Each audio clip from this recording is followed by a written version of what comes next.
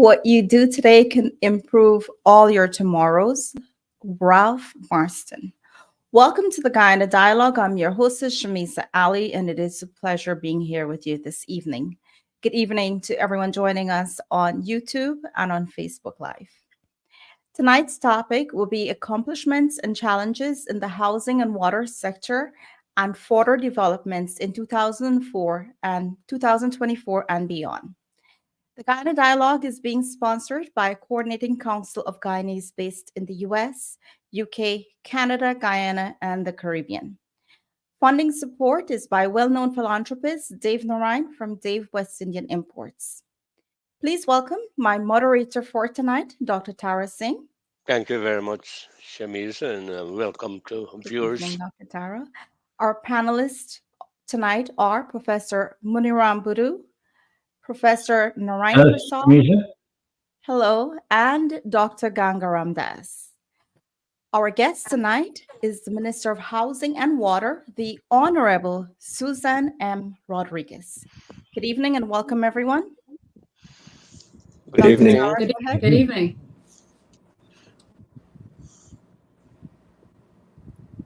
Dr. Tara? Yeah. Go ahead. Thank you very much, Shamisa, and we want to welcome our Minister of Housing and Water, Honorable Susan Rodrigues. We were trying to get her some time ago, but she is very hardworking. She's most of the time in the fields, so we are very happy to have her. Before I ask the panelists to follow up a few issues with you, if you can please give us a brief review of your accomplishments so far, any kind of challenges. You can probably cover the last year, probably the last 3 years. And if you can talk a little about a status report on the one-stop application process for buildings. So you can go ahead, Minister. Sure. Thank you very much for your kind invitation. It's always a pleasure to join you and your viewers. I know this program is viewed widely in the diaspora, and so I'm very pleased to be able to be here this evening and to share some very important information. So we just recently concluded the budget debates and consideration of the estimates for the year 2024, and it gave us a unique opportunity during the budget debate, which lasts for 5 days, to review the accomplishments of the past 3 years and to explain to the Guyanese people, whether at home or abroad, what our vision is for our country for 2025 and beyond. When we came to government in 2020, we of course were elected on a manifesto, and I think any objective person reviewing the work that we've done over the past 3 years can say without a shadow of a doubt that we have been implementing all of the promises that we made in that manifesto. We've stayed true to all of our commitments, and we've even gone beyond in many cases. And we're going to go into some of that as the hour progresses. And so it gave us an opportunity to review the last 3 years and also to elaborate on our vision for the future, because we're not building a Guyana for today. We're building a Guyana for the future. The president talked about Guyana 2030 and beyond. So a lot of the initiatives and programs that we have now, multi-year projects like the gas to energy project, for example, that is to ensure that we have cheaper electricity in the future and to resolve that issue of high electricity costs once and for all. And similarly, in the housing and water sector, we've seen tremendous success over the past 3 years in our house lot allocation program. We promised 50,000 house lots in 5 years.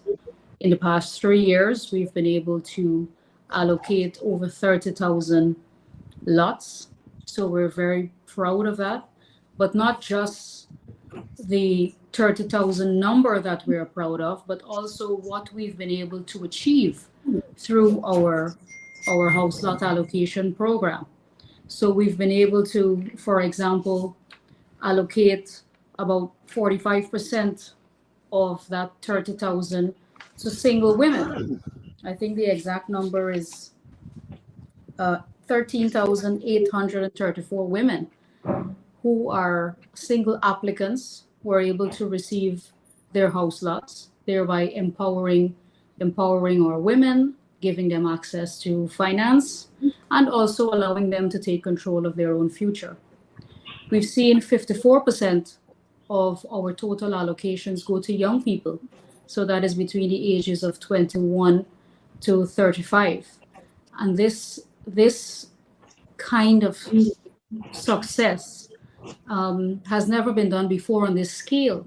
Because imagine now at 20, somebody in their 20s acquiring a piece of land or a home at such an early age. It gives them a lot of time to build up their net worth over time, gives them a better shot at being very successful in their later years.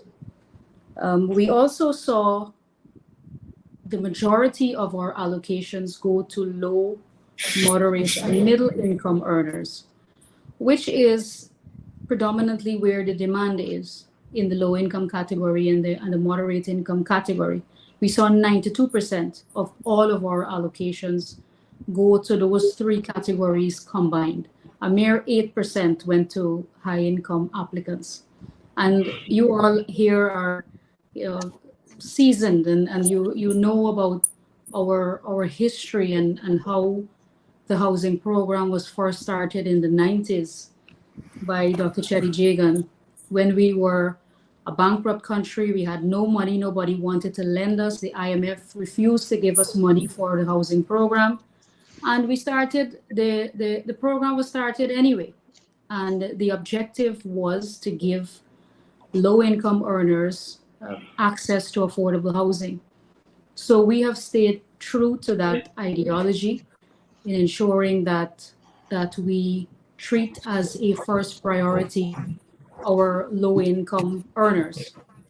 So apart from, the 30,000 is just a number, but when you break it down and you look at the impact that the housing program has had on the lives of all of these people, then you really appreciate the bigger picture. And that's why it's always important for us to elaborate on our vision in all of the sectors. So not just in the housing sector, but when you look at what's happening in the healthcare sector, in education, in infrastructure. And we were criticized a lot by the opposition for our infrastructure budget. And I took the opportunity during the debate in Parliament to reference studies that have shown that infrastructure has a direct impact on alleviating poverty and reducing inequalities. And this is the type of information I believe that people need to know, because when the opposition talks about infrastructure, you would think that infrastructure is just roads and bridges. But when you dig deeper, you would understand that the infrastructure spending that we are undertaking, it has a bigger objective. The bigger goal is to ensure that we have equitable distribution, that Guyanese can have better quality of life, and that they can have access to all of the services that Guyanese maybe in other parts of the country has. So it also helps us to level the playing field in that sense by reducing inequalities. So there's so many benefits that the infrastructure program alone has, that 30 minutes debating in the Parliament is not enough time to make all of these points. And that's why you see as well a lot of the all of the ministers and the president and so on, we're going into communities now, which is not unlike us because we've been doing that for the past 3 years. But you see us going into communities and meeting the people directly so that they can understand what our vision is. Between the years 2015 to 2020, this country was adrift. There was no clear vision. There are no clear objectives about what is going to be achieved in each of the sectors, very unlike what's happening today. So we are acutely aware that the debates in the parliament is not widely viewed by everybody. Some people do pay attention to the debates, but we think it's important enough for our people to have that information and for us to consult with them on our plans and programs for the future. So giving, in essence, giving life to the saying that you hear us saying all the time, we govern through consultation. And that's something that we've been giving life to. So I don't want to take up too much time, but there's just so much, Dr. Farrell. I know. I'm very passionate about this sector. Yeah, I just want to ask you to clarify. Do you have any data on regional allocation of house lots on regional basis? We do have that, of course we do. I don't have that with me here right now, but the majority of the demand for house lots, of course, is most in region 4 and then in region 3, which is predominantly where the concentration is. Okay. And we've been responding appropriately according to the demand. And there has been some concern, or some people have criticized about the ethnic distribution of house lots. I don't know how widespread that is now, but some people continue to say that there has been discrimination there. I've seen data which suggests otherwise, but you being the minister, you can probably make a general comment on that. Yes, of course. So funny thing is, I'm happy you brought that up because it was starting to rear its head in 2021, 2022. But I don't hear that criticism so much now, and that's because we've answered it. And we've had many groups come down here from United Nations and all of these other human rights organizations who have made requests for information from us, and we have provided that information, and we have been vindicated with the data. So now when you look at and you read these international reports, you'll see it there. There is no discrimination, whether based on ethnicity or religion, race, gender. There is no discrimination in our house lot allocation program or in any of our government's program. And so that's why we've effectively killed that criticism, because we've answered it and we've provided the data, and the data is on our side. Thank you very much, Minister. We do know that housing is one of the most important or powerful tools in empowerment, and that combined with other empowerment tools being education, health, and jobs. I now ask Professor Narayan, do you have any question or issue to raise with the Minister? Yeah. In the allocation of house lots, which is commendable, but in doing so, do you all take into consideration common space? Yes. So we have under the ministry, we have a planning department which is responsible for the design of all of our housing areas. So even at the design phase, at the beginning, we always leave land or we earmark places for open spaces, recreational spaces for religious organizations. We leave for schools, health centers, and all of these things. So when we design our schemes, it's done in a very sustainable way. We leave a place for market, for common parking, and so on. And we've been adding to the designs as time has gone by to try to make our communities more sustainable. In doing so, do you also take into consideration varying levels of income, where you have low income, middle income, upper income? Yes, definitely. So that's why I took the time to elaborate that 92% of our 30,000 lots went to low, moderate, and middle income, which means the majority of the lots in these housing schemes are designated to deal with those income categories, because the majority of our applicants are in the low to middle income category. So we make most of our house lot allocations available to those categories of people. We also What? we also try to we have a quota that we try to ensure that we give to servicemen and women as well in those housing schemes. So they are considered as well. The one of the thing historically, Guyana has suffered from ethnic villages, distinctive ethnic villages. In the government planned communities, do you take ethnicity so that you can have mixed villages rather than exclusive ethnic villages? And how do you go about making that decision? Right. So the house lot allocation program. Well, let me start at the application stage first.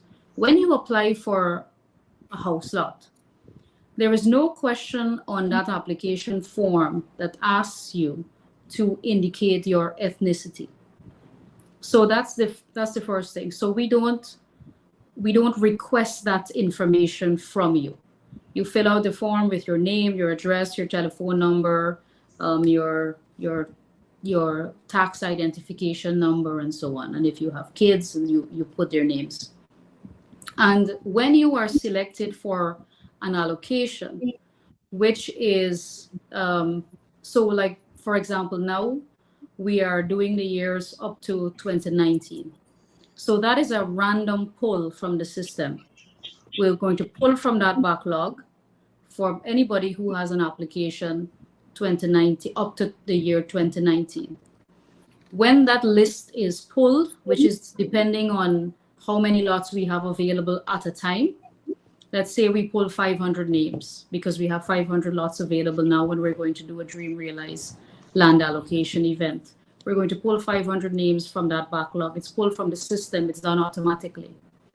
When those people come to our event, the house lot, you select your house lot through a lottery process. So we would have the lot numbers on chits in an envelope, and people select random house lots. So we are not selecting. We don't say who goes where, and neither can a beneficiary say where they would like to go. The most you can say, and you're asked to indicate that on your application, which region you would like to be allocated. So if it's region 4 or region 3 or 2. But beyond that, you are not given an opportunity to say where you would like to live or which community. And neither do we select who goes where or select a house lot for somebody. So it's very random. And so our schemes are completely mixed. It's just made up of Guyanese from all walks of life. No, but that does not resolve the problem of pluralistic problem in Guyana, because you have to collect ethnicity in proportion to the population. If the Guyana government and the ministry want to distribute lots equitably, you have to do it in proportion to the population, and ethnicity is a crucial variable. Otherwise than that, you will still end up with ethnically segmented villages that can be rivals with one another, continuation of rivalry, suspicion, and all the other negative aspects that come with exclusivity. So I disagree. I think the system that we have allows a random selection, and I think that is the best way. I think that brings trust in the system. It's very open, transparent. It's done publicly. People see that that the selection is done publicly. So we cannot be criticized of saying that we are giving preference to one ethnic group over another. Well, I think the If you system proportionate works well. population, it would have if no I can make a point here to Minister, I think the evidence is clear that there are mixed allocations all over the country. We have seen several videos and other evidence of it, and I have seen ethnic distribution in these, and they're mixed, Professor. They are. These are mixed areas. Yeah, but I want Dr. Go ahead. Tara, randomization does not answer for proportionate to the population. No, it can Randomization never be alone doesn't. proportionate. It can never be proportionate. It's random, but the important thing, the outcome, is that you have mixed communities. Okay, let's move on to Professor Muniram. Your question or? Minister Rodrigues, good to see you again. Good to see you. Yes. Now, the PPP manifesto, as you said, promised 50,000 house lots. And that, you said, will be delivered by the end of the 5 years that you're in first term in office, right? Yes. Do these house lots have all weather access roads and utilities on them, and are they flood protected? So these housing schemes. Are you there? Yeah, Yeah. go ahead. Okay. All right. When we do, so our infrastructure program includes the construction of roads, bridges, culverts, drainage, electrical distribution network, and the water distribution network. So in the past, there was a disconnect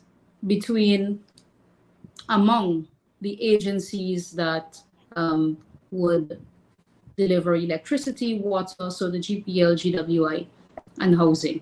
So some time ago, many years ago, that was changed so that the Ministry of Housing never has to wait on another agency now. So that's how the Ministry of Housing and Water was birthed. So in our construction contract, the bill of quantity caters for the water distribution network when the roads are being constructed. And through CHPA as well, we do the procurement of conductors, transformers, and all of these things for the electrical distribution network. So when the scheme is completed, it's equipped with first phase infrastructure. That is up to crusher run roads. And we do this to allow the beneficiaries to construct their homes. We don't pave the roads immediately. So for first phase infrastructure, we do up to crusher run, and you have access to water and electricity so that our beneficiaries can start their construction. And then in the second phase, you would have the upgrading of roads as people occupy their lots and complete their construction. We'd have the paving either with asphalt or with concrete. Is there a time limit for the construction of these houses, and can a lot owner, for example, sell that lot, say maybe after 2 years? And if not, No, what safeguards do you have in place? The agreement of sale that you sign strictly prohibits the resale of your property until after 10 years. So there's a 10-year restriction there before you can transfer. If within that time you come to the ministry and you request a transfer, it is at the discretion, a disposal, then we call it a disposal, where you want to sell the property. It is for the minister to grant you permission to be able to do that. Otherwise, you cannot transfer the property. And if you are given permission, there is a very hefty penalty that you have to pay to be granted that transfer. So we don't, it's not easy at all. It's a very, very heavy penalty, and most people do not apply for the permission to transfer or dispose of their property. But they also have to construct their homes. I think they're given about 12 months from the time they have access. And so to help people to do that, to construct their homes, because we recognize that for some low-income earners, it's very difficult for them to start the construction of their homes right away. And that's why when we came into government, we did not focus only on our house lot allocation program. We focused heavily on home ownership, and we continue to do that. And that's why we introduced our housing construction program, where in every housing scheme, through the ministry, we are building homes, hundreds of homes for people, whether it's low income home, a moderate income home, or a young professional. And that we found is encouraging other homeowners to come and start the construction, because they're seeing active construction going on, and they see life in the communities. So they're not waiting on their neighbor to build, so to say. So we've been encouraging occupancy through the housing construction program, and that's been helping people a lot. And also working with our house lot beneficiaries to access loans through the commercial sector, which we have seen a significant reduction in interest rates from 2020 to now. It was over 6% in 2020. Now you can get a low-income mortgage for 3.5%, 3.75%, the lowest it's ever been in a global environment where we are seeing interest rates rise as a result of inflation. So these low interest rates have been helping low-income earners to access financing. And in many cases, like in NBS, for example, they don't even require a down payment. So a low-income person does not even have to find that upfront equity payment to qualify for a mortgage. The land is now accepted as the equity. So they can acquire a mortgage and immediately convert their rental payment into a mortgage payment. I see. Now, you said you're building homes. Who are these homes for? And was this part of the PPP manifesto, or this is something that you decide to add on when you come into government? And yes, in these homes, are you using updated building codes and standards? And what quality control measures do you have? So it was an add-on, so to say, because we promised the 50,000 lots. We did not promise to construct homes, but like I said, when we came in, we wanted to go beyond that. We wanted Guyanese to have a home. And so quickly we decided on a strategy on how we're going to encourage people to build. So we started our own housing construction.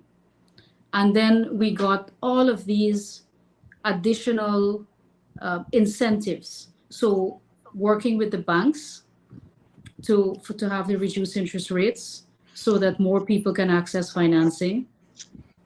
We made several interventions through Budget 2020, Budget 2021, 2022, removing VAT from building materials, increasing the low-income ceiling for mortgages, increasing also the mortgage interest relief, which is a deductible that you get on your tax return for a first-time homeowner.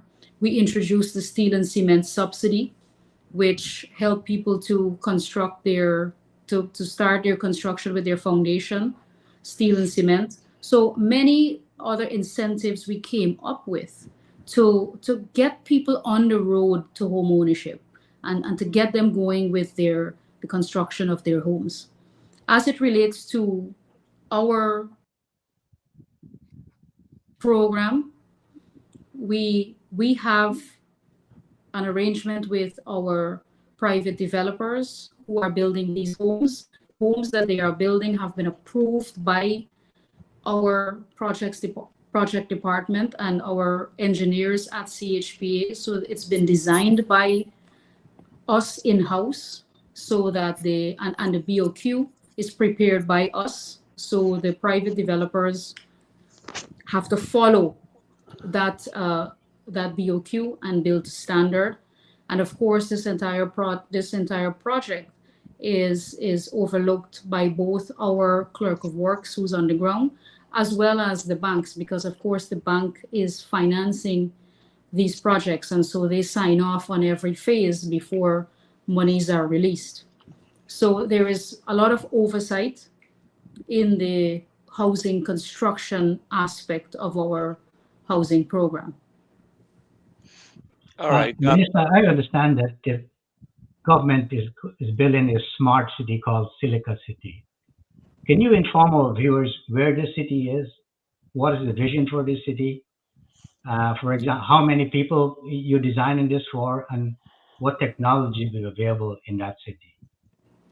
So Silica City is intended to be a modern, sustainable city. This is as a result, of course, of climate change, rising sea levels, and us looking to move to higher ground. We are building a highway from which we've started already, from Mandela to Eccles, and then Eccles to Diamond, which is completed, which is now the Heroes Highway. And then this highway will go all the way to Timeri and will give people access to the Linden-Soesdijk Highway. So Silica City is located along the Linden-Soesdijk Highway in an area known as Kururu. It's not very far. It's very accessible. There's a road built there already, taking you to Silica City. In the first phase, we're looking at about 10,000 acres of land to develop. You would have seen last year, there was a delegation here from the University of Miami, and we signed a memorandum of understanding with the University of Miami for them to deploy all of their experts in architecture and design so that they can do the master plan for Silica City. So we want to do this properly, and we want to deploy the use of experts and people who have done this in other countries in Latin America, the Caribbean, and Europe, and around the world. So we're using their expertise to design Silica City so that it can achieve all of the objectives that we would like to achieve. All right. So your master plan will be available soon. When would that be available? They have to, I think, about 6 months to get back to us on a draft. So I think about mid this year, we should be in possession of a draft of this master plan. Okay. I've been researching smart city for the last 15 years, and most of these cities have actually failed. Right. I missed part of what you said. All right. We will continue with that later. Let's get on. Time is running all time. We got many other areas to cover. Dr. Ganga. Hello, Minister Rodrigues. Nice to see you here again. Thank you. Good to see you. It's very impressive that our house lot program is on track and exceeding expectations, it appears. The questions I have relate to the individual homeowner, their experience, and the help that they need during this phase when they have to build this house. So the project management skills, I think you said you used the term support services. So how do we make sure that they are within the budget and there are not budget overruns at the individual level? Do you provide assistance to the homeowner? Right. So if they're constructing on their own, then they're largely in control of that. But if you're talking about through our housing construction program, then like I mentioned before, this is mostly, most people apply for a mortgage to build their homes. Now, when you do that, the banks can only pay in phases. So at every phase, whether however the contract is divided, whether it's in three phases and you have the foundation, then you go up with columns and beams, then roof. However the contract is designed, and depending on which banking institution you use, then the contractor has to complete that phase before he is paid. So that helps a lot with oversight. And we also have our engineers and clerks on the ground who have to sign off on every phase. They have to do testing. When they pour concrete, they have to submit a sample. They submit a cube from every pouring of concrete, and it has to pass our internal tests. So there is tremendous oversight on the program. The only thing I would say is that sometimes it takes a little bit long, and that's because over the last 3 years we've had different challenges with weather.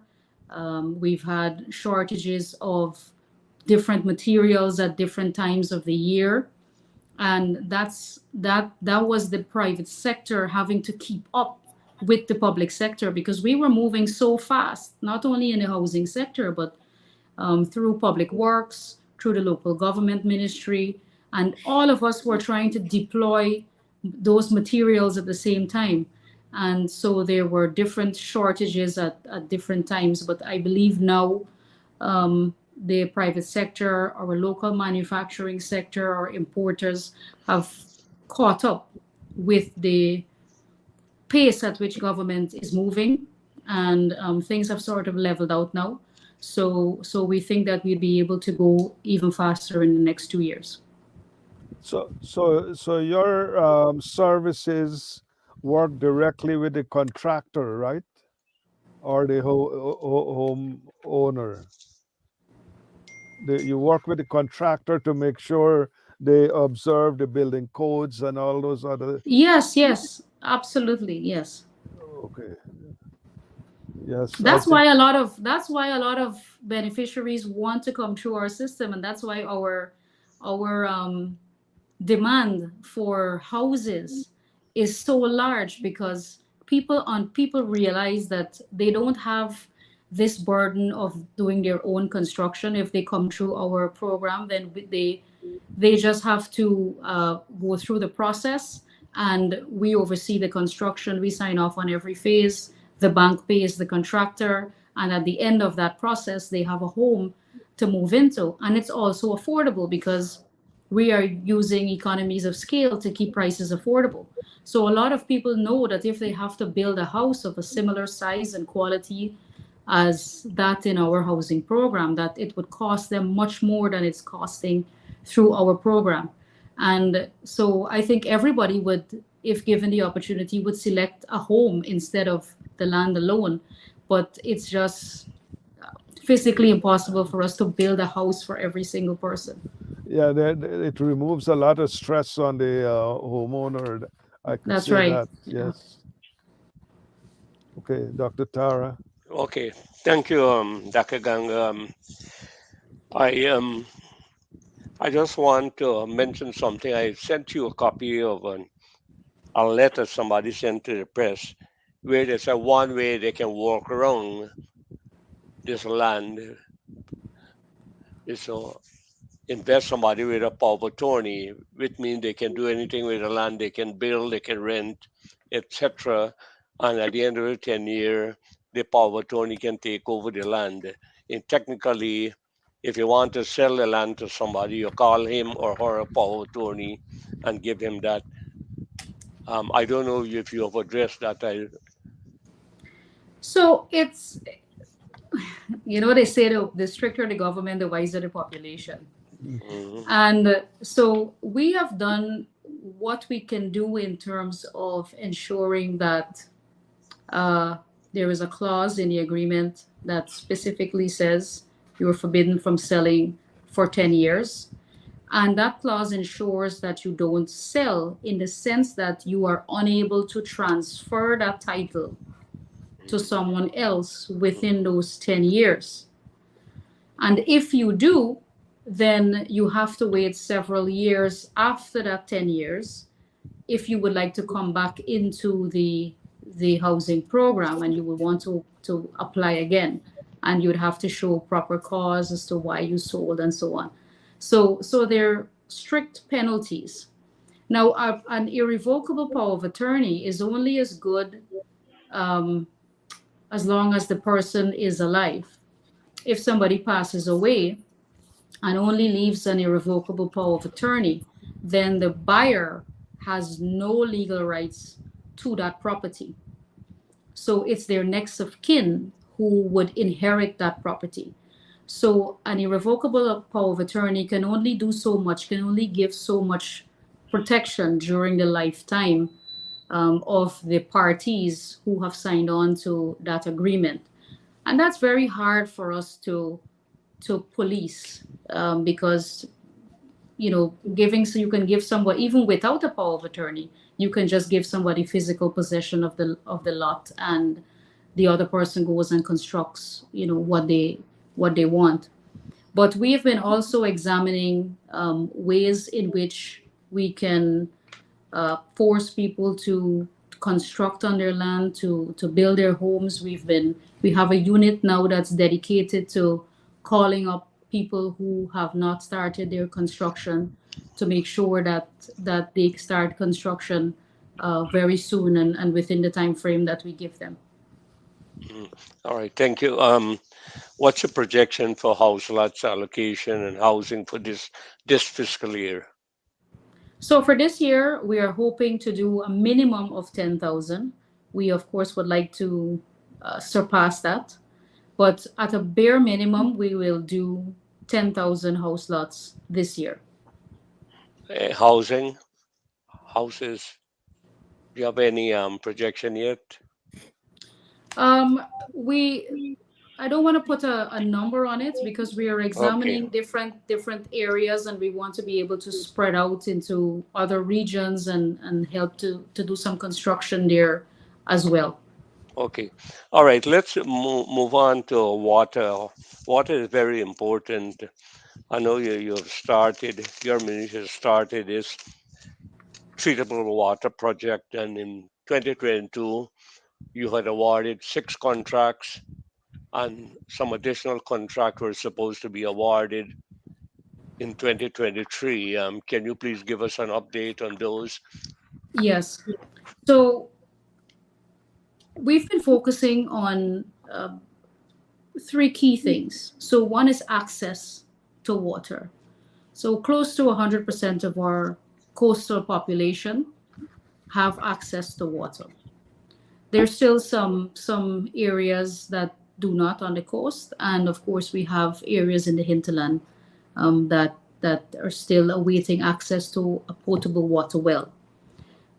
So over the last 3 years, we've been able to give 35,000 residents first-time access to water. The second thing that we've been focused on is the treated water program. So we came in, we did an assessment, we were about 52% treated water coverage, and our strategic plan is to move that to 90% coverage by 2025, treated water coverage, that is, on the coast. And we identified several things that we have to do in order to accomplish that. One is to construct 13 large water treatment plants. You are correct. 7 of those water treatment plants have been awarded, and they are currently under construction. and they are on schedule to be commissioned this year. So that's the first 7. Right now at the tender stage, the public tendering stage, we have 5 additional treatment plants that are being tendered right now. And as soon as that process is completed, those contracts will be awarded and we will commence construction. These 5 are being funded by the Caribbean Development Bank. And then we will have 1 additional water treatment plant to construct, and that will be at Hope, where we are doing a pilot there of using surface water to feed the water treatment plant, because all of the others are being fed through a deep water well. So we are going to do the 13th one using surface water. So that along with the rehabilitation and extensions of our existing water treatment plants, of course, upgrading our water distribution infrastructure will also help to deliver clean, safe drinking water to our coastal population. And of course, our hinterland water, we also have to focus on hinterland water. We have drilled 75 wells in the past 3 years, significantly improving access to water in the hinterland. And this year we plan to drill 40 additional wells in the hinterland regions to give our Amerindian brothers and sisters access, and to ensure that their access to water improves to 100% by 2025 as well. So that's our target for the hinterland. And right now, what's their percentage access to potable water in the hinterland? In the hinterland, we are at the end of 2023, we are at 86%. In 2020, we were at 46%.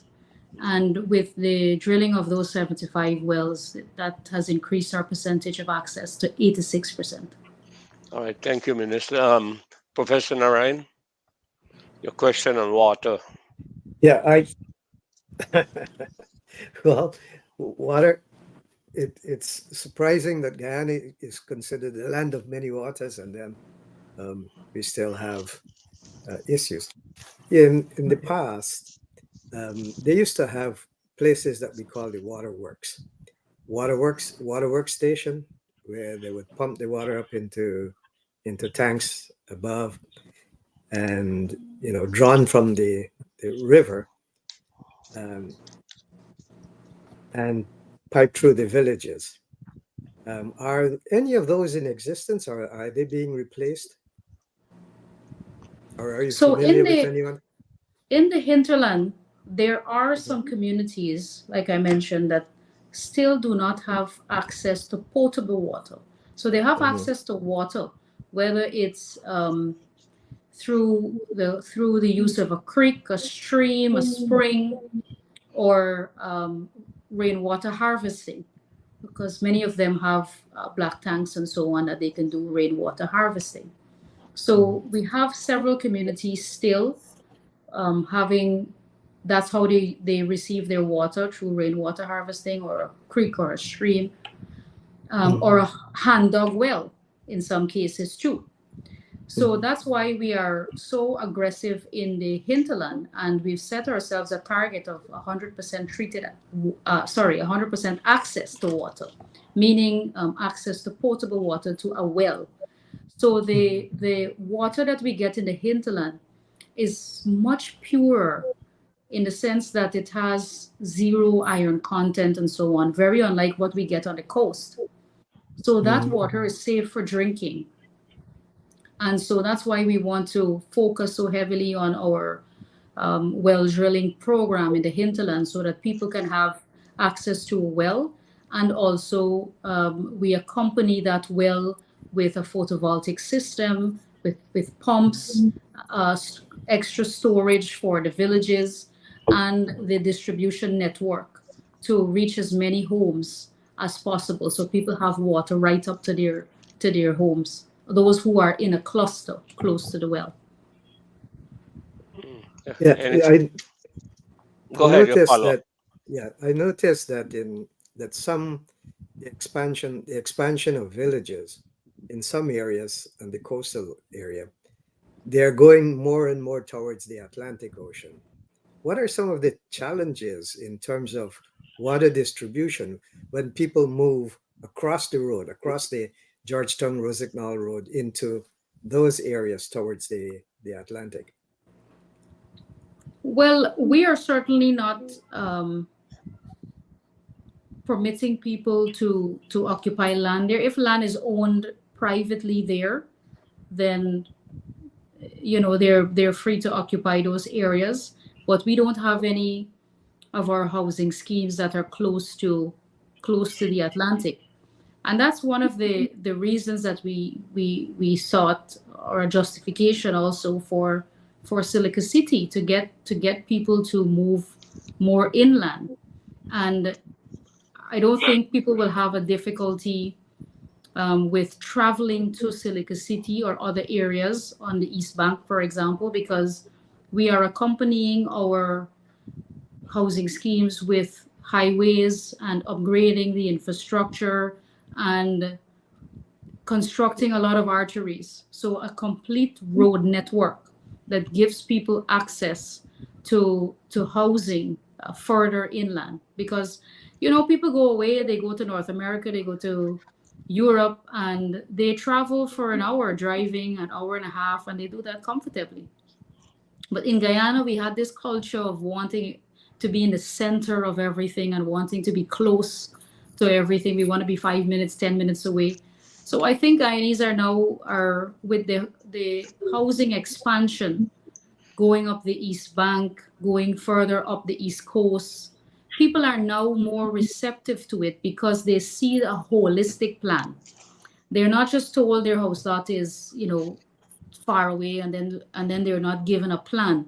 So we always take the time to show people, to explain to them how these areas will be accessible, and all of the road network that will give them access, and easy and quick access to Georgetown, and connecting the East Coast to the East Bank. And we have several projects like that underway right now, such as the highway that's being built by the Indian company from Ogle to Eccles. So you don't even have to come to Georgetown at all. You can leave the East Coast and go straight to the East Bank without coming through Georgetown. All right, thank you. Professor Boodoo? Minister Rodrigues, I think in the less than 4 years, you guys have done a remarkable job for Guyana. You just mentioned that part of the Guyanese culture is that we want to be 5 to 10 minutes away from everything else. I think that's a good culture, because that's the way planning is moving, that people want to be very close to all services. Yes. And sameness. And so driving for now is not a good thing. Those of us who live in North America know what driving is and how much time it takes away from your life. But I know, Tars, this part of the session is on water. With climate change, water is likely to be the next goal, probably more expensive than oil. At the moment, it's a lot of times more expensive than oil now, drinking water. Is Guyana planning more water conservancy projects? So we're called the land of many waters, of course, because we have a lot of waterfalls and streams and so on. Getting access to potable water within housing areas or villages or communities is where the challenge has been. And that's why we have traditionally relied on drilling wells to access potable water. So we've been heavily reliant on our aquifers that can replenish itself over time. So we have had, for 2023, we had the El Nino period, and a lot of the streams and canals and so on had dried up, and that had affected our farmers. So the agricultural sector was affected in that way. The rains are starting to come again, and those canals are starting to fill up now again, and our aquifers are being replenished as well. And this is a natural phenomenon. But apart from that, we are looking at a strategy as part of our low carbon development strategy. A good portion of our low carbon development strategy, the expanded version, the new version, there a good portion of that is dedicated to the management of water. So we are looking to establish a national water council. It's something that we are discussing actively right now, and it's contained in our low carbon development strategy, looking at a national water council that will have oversight of all of the sectors that use water. So it's not just potable water, but all of the sectors. So this includes agriculture, it includes hydromet. So all of the sectors that have water use, that we are going to draft a water use policy that will be overseen or managed by the National Water Council. And this is to ensure that water is used responsibly and that we have proper mechanisms to preserve and conserve water. And that's been missing from our architecture in terms of water use. So we want to get that policy done and that council in place. So we're actively doing that. And so that, I believe, will take care of your concerns in terms of how we treat water in a responsible and in a sustainable way. Tara, no, we have 3 minutes more, so it's over to you. Okay. I know, Dr. Ganga, you had spoken once about Yes, management of wastewater. You want to follow up on that? I didn't get the question. No, water management. You had some concerns about waste management. Well, the use, we just talked about use, and that needs careful monitoring in terms of the population and agricultural use. We shouldn't assume that if we grow a crop, the water will be there all the time. The water table could go down as well. There were droughts in Brazil. Amazing. I didn't believe you would have droughts in those areas, but you could have droughts. And so we need to have constant vigil and monitoring of the water table and so forth. The other aspect is on the supply side is the creek water. The creek water you not use the creek water treatment. It's amazing. You could actually develop portable water treatment using charcoal, quicklime, and sand, and make a portable water treatment device that could go into the interior, and also bottled water. Just call it bottled water plus or bottled creek water plus, and you have a brand new business there. And then you could supply the whole Middle East there. You know, they have been taking grass from Texas to feed cattle, and as they took the grass out from Texas, the water table dropped, the water pressure in for the residents in those areas in Texas dropped. So we have to, as you said, manage all our water supplies and don't assume that drought conditions would not occur. But this Definitely. intriguing one with the creek water, I think it's worth pursuing with portable water treatments. So that's the Hope Canal. So the 13th water treatment plant that I mentioned, that will be constructed at Hope, will be using surface water from the Hope Canal because we have all that water there. So we're going to take that water to feed the treatment plant so that we can turn that into potable water. Yeah. All right. I think our time is up, and we want to thank the Honorable Minister. I mean, there's so many other things we want to talk, but time is up, and I'll ask Shamisa. I don't know if we have any questions from the audience. We Shamisa? actually We actually do Go have ahead. a lot of engagement from Okay, the go ahead. viewers. So thank you, Dr. Tara. Thank you to our panel. This question is coming from Nikolai Singh. He says, Minister, why is it when we miss an opportunity to get a house lot, why do we have to wait years again to receive another call? So there is no policy that says you have to wait years again. If you missed your opportunity, say you were called and you were traveling and you could not make your appointment on that date, or for some reason you did not show up on that day, you can come back into the ministry and ensure that we are aware that you are around and that you are interested in the offer that was made to you. The house lots, to prevent abuse, we don't allow people to just walk into the ministry and any staff can just allow you to select a house lot, because then we can open the system to all types of abuse.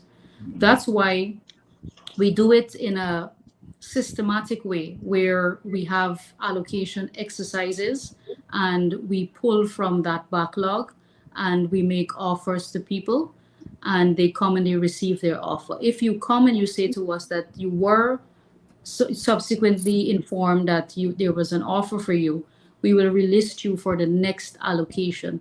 So I don't know if maybe this person was misinformed or the staff did not explain properly, but there is no policy that says you have to wait years until you qualify for another house lot. I hope that can help. This one is from Ramona. And people are always free to come to my office and meet with my staff for help. We're there all the time. I tell people, sometimes when I ask them, I said, did you ever come and ask to speak with me? They said, well, no, we never did, but we're always there to help. That's good to know. The other question is from Ramona Bear Kareem. She says, I would like to find out when and how do you receive the title when the available funds for the land is guaranteed and building will be progressing as soon as the allocation of the land is paid for and the area is ready by the Ministry of Housing for building to start. By this, I mean the infrastructure is in place. So once the infrastructure is in place, so we say to people that you may be receiving a house lot today, but the infrastructure work is ongoing, and people understand that. A lot of people actually appreciate that because not all of them would have the money to pay off for their house lot immediately.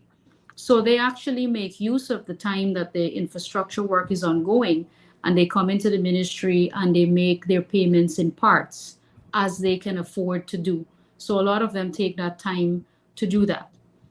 When the infrastructure work is completed, then you are taken to identify your lot and your PALs are installed. You may have seen over the last month to 6 weeks, every week we've been taking people to show them their house lots. So hundreds of Guyanese over the past month or so have been able to identify their lots and they're very, very pleased. So once this is done now, we can finalize the plan officially and we can register that plan. That's when they move, which takes like a week or two. And then they are called subsequently to sign their agreement of sale. Once you sign the agreement of sale, it's only a matter of weeks after that that we can start to process titles.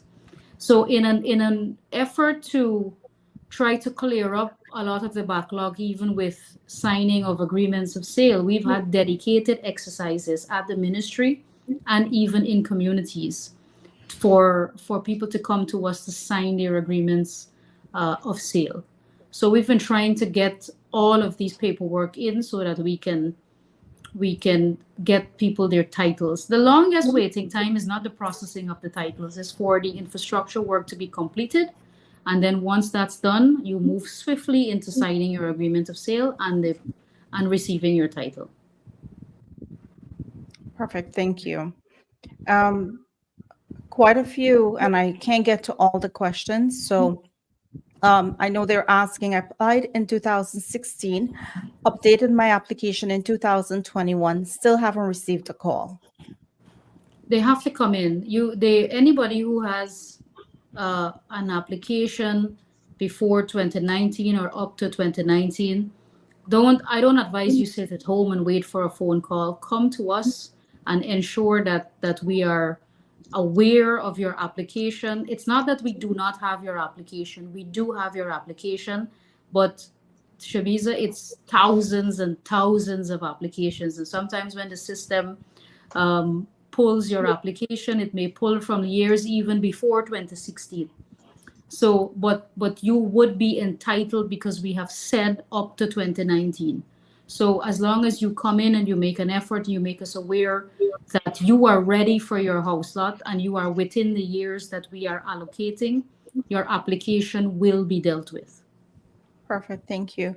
And I know Shireen Shiraj was asking, and this is in regards to Silica City, she was asking if any portion will be allotted for the diaspora. So the diaspora applicants are entered into our system and are treated as any other application. There is a different application process. So if you go online, you see you have a regular form and you have the remigrant form. The reason we have the remigrant form is because we are aware that you may not have all of the documents, such as your local tax ID number, which is your TIN number in Guyana. So that's why we have a different list of requirements for the remigrant. But that's as far as the difference goes. Once that application is submitted, you are an applicant in the system just like everybody else. You may be a high income applicant, which has less people because, like I said, the low income applicants, middle income applicants are in the majority. But you are treated as a high income applicant depending on the source of income that you provide for us. No, I think this was specific to Silica City. She was asking in. No, so in when we regard- make allocations in Silica, we will make the offer available. It wouldn't be a portion that would be allocated to remigrants or anything like that. We'd make offers to high income people depending on how many lots we have, and the different incomes, the different income brackets. Perfect. Thank you so much. And I hope this can, clarify some of the questions that's being asked tonight by our viewers. Minister, thank you so much. We will now ask you for your closing remarks. Sure.